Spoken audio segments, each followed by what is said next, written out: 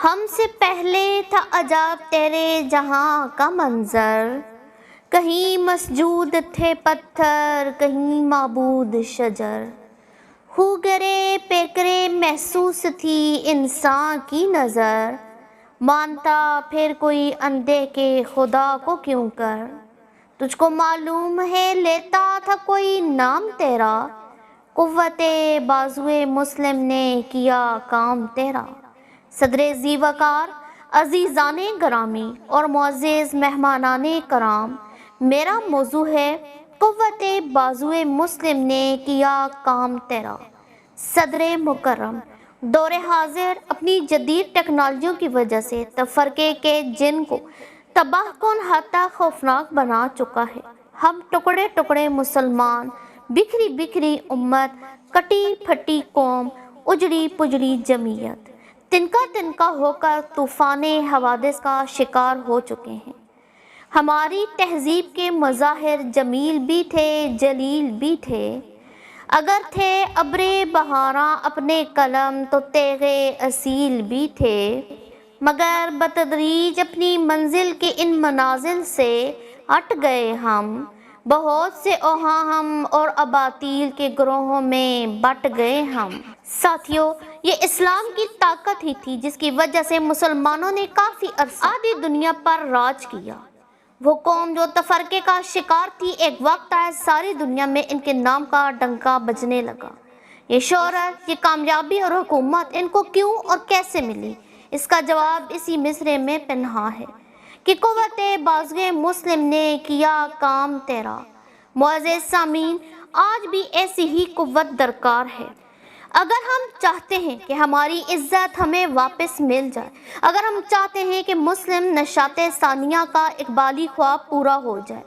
اگر ہم چاہتے ہیں کہ ہم بروز حشر کالی کملی والے کی نگاہوں میں سرخرو ہو جائیں، اگر ہم چاہتے ہیں کہ انسانیت کے امت واحدہ ہونے کی تمنائے ربانی کبھی پوری ہو جائے،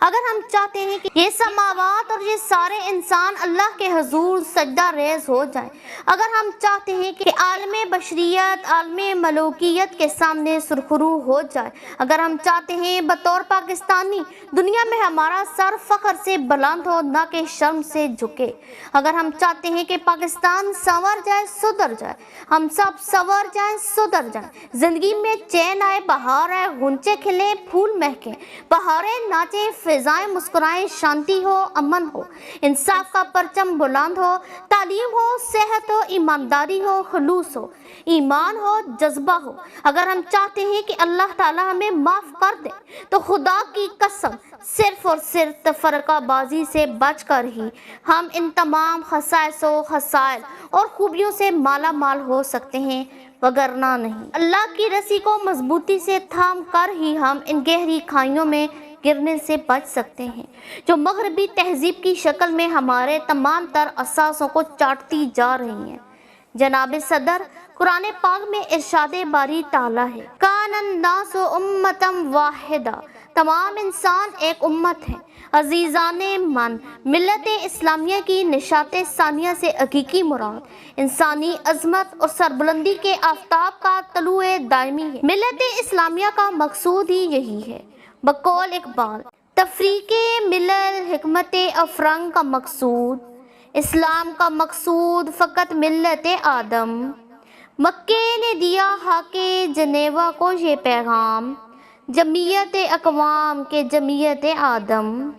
جناب صدر، جیسا کہ آپ جانتے ہیں کہ ایک دور تھا جب مسلمان تفرقے میں پڑ چکے تھے، ان کا کوئی پرسان حال نہیں تھا، لیکن جب متحد ہوئے تو ان کی طاقت دیکھ کر سارا عالم درتا حیرت میں رہ گیا۔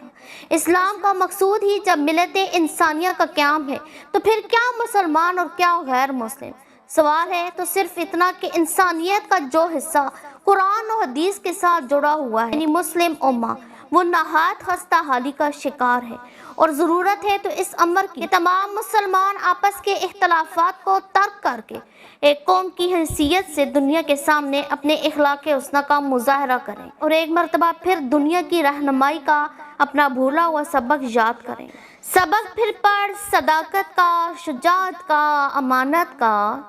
لیا جائے گا تجھ سے کام دنیا کی امامت کا، آپ کی سماعتوں کا شکریہ.